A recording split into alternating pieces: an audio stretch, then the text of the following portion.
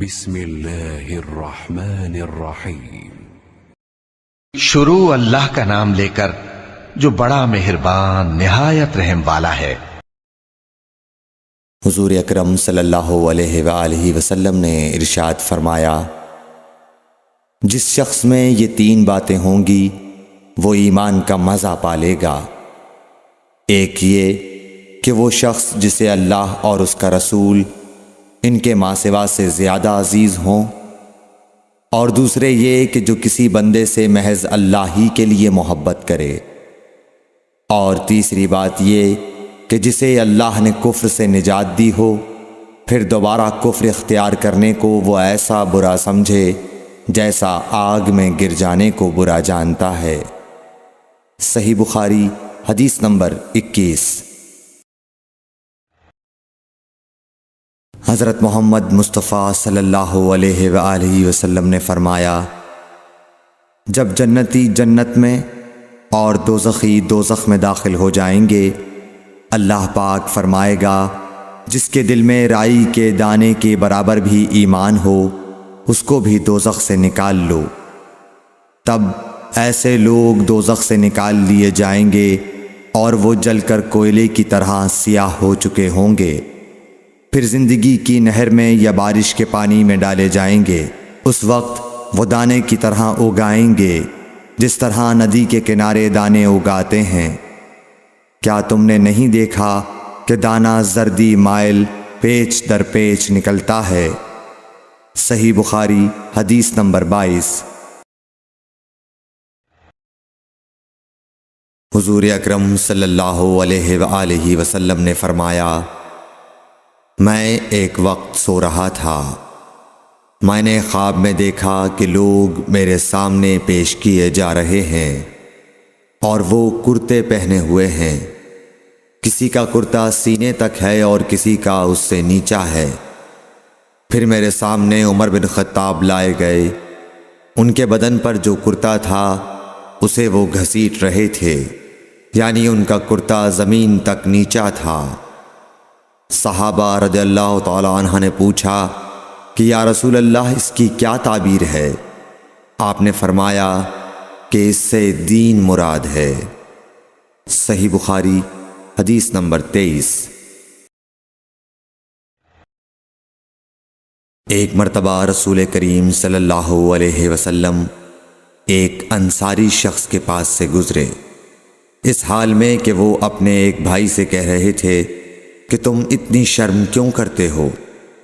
آپ نے اس انصاری سے فرمایا کہ اس کو اس کے حال پر رہنے دو، کیونکہ حیا بھی ایمان ہی کا ایک حصہ ہے۔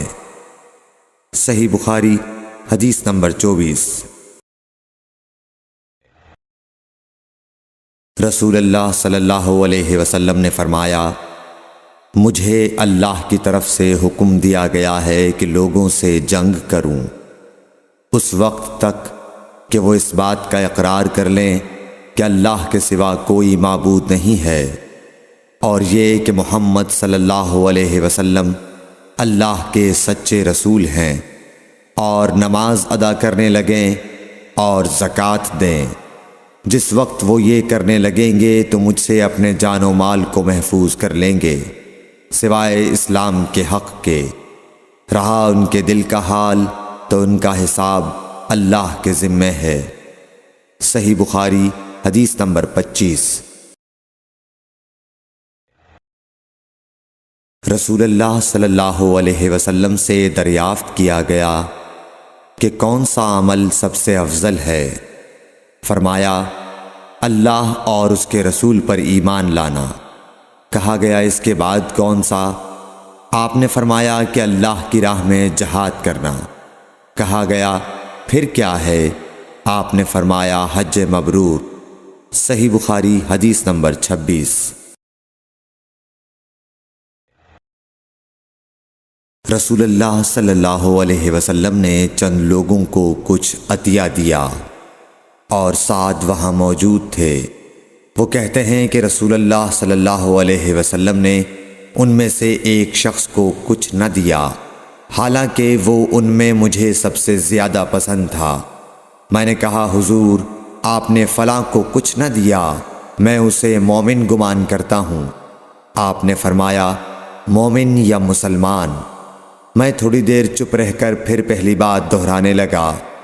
حضور صلی اللہ علیہ وسلم نے بھی دوبارہ وہی جواب دیا۔ پھر آپ نے فرمایا کہ اے سعد، باوجود یہ کہ ایک شخص مجھے زیادہ عزیز ہے، پھر بھی میں اسے نظر انداز کر کے کسی اور دوسرے کو اس خوف کی وجہ سے یہ مال دیتا ہوں کہ وہ اپنی کمزوری کی وجہ سے اسلام سے پھر جائے اور اللہ اسے آگ میں اوندھا ڈال دے۔ صحیح بخاری حدیث نمبر 27۔ ایک آدمی نے رسول اللہ صلی اللہ علیہ وسلم سے پوچھا کون سا اسلام بہتر ہے؟ آپ صلی اللہ علیہ وسلم نے فرمایا کہ تو کھانا کھلائے اور ہر شخص کو سلام کرے، خواہ اس کو تو جانتا ہو یا نہ جانتا ہو۔ صحیح بخاری حدیث نمبر 28۔ آن حضرت صلی اللہ علیہ وسلم نے فرمایا مجھے دوزخ دکھلائی گئی تو اس میں زیادہ تر عورتیں تھیں جو کفر کرتی ہیں۔ کہا گیا حضور کیا وہ اللہ کے ساتھ کفر کرتی ہیں؟ آپ صلی اللہ علیہ وسلم نے فرمایا کہ خاوند کی ناشکری کرتی ہیں اور احسان کی ناشکری کرتی ہیں۔ اگر تم عمر بھر ان میں سے کسی کے ساتھ احسان کرتے رہو، پھر تمہاری طرف سے کبھی کوئی ان کے خیال میں ناگواری کی بات ہو جائے تو فوراً کہہ اٹھے گی کہ میں نے کبھی بھی تجھ سے کوئی بھلائی نہیں دیکھی۔ صحیح بخاری حدیث نمبر 29۔ آن حضرت صلی اللہ علیہ وآلہ وسلم فرماتے تھے جب دو مسلمان اپنی اپنی تلواریں لے کر بھڑ جائیں تو قاتل اور مقتول دونوں دوزخی ہیں۔ عرض کیا گیا یا رسول اللہ، قاتل تو خیر ضرور دوزخی ہونا چاہیے، مقتول کیوں؟ فرمایا وہ بھی اپنے ساتھی کو مار ڈالنے کی حرص رکھتا تھا، موقع پاتا تو وہ اسے ضرور قتل کر دیتا، دل کے عزم صمیم پر وہ دوزخی ہوا۔ صحیح بخاری حدیث نمبر 30۔